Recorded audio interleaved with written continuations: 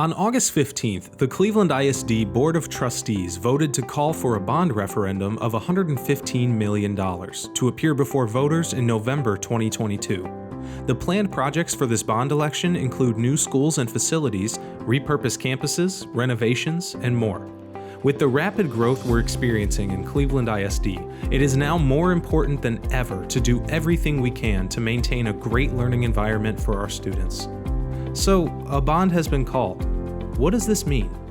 School districts are legally required to ask local voters for permission to sell bonds for district improvements, such as new campuses, land purchases, and more.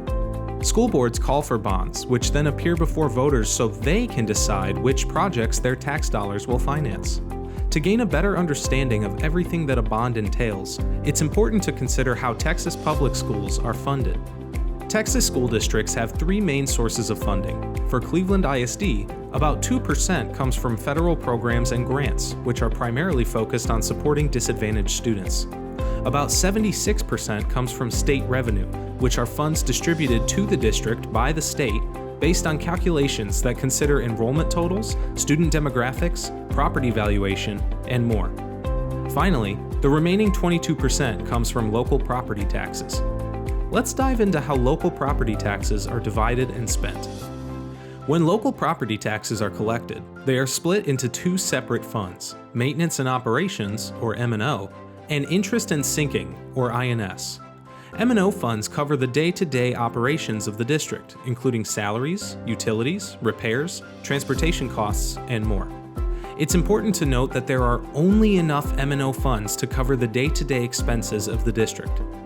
INS funds cover the construction of new facilities, renovations and additions, land purchases, and more. For Cleveland ISD, the M&O tax rate is set at 85 cents per $100 of property value. The INS tax rate is set at 36 cents per $100 of property value. This brings the total tax rate for Cleveland ISD to $1.21 per $100 of property value. Approval of the bond will not increase property tax rates. However, please note that this only applies to the tax rate and not the overall tax bill. Regardless of the outcome of the bond election, an increase in property value will result in an increase to a homeowner's overall tax bill. Cleveland ISD has nothing to do with property valuations, which are carried out by the County Appraisal District. Completion of the proposed bond projects will enable growth accommodation across the district and provide our students with more avenues for learning than ever before. Cleveland ISD was recently given an A rating in financial accountability, and regardless of the election outcome, we will continue to be good stewards of taxpayer dollars and operate the district in a fiscally responsible and efficient manner. For more information about the upcoming bond election, please visit clevelandisd.org/bond.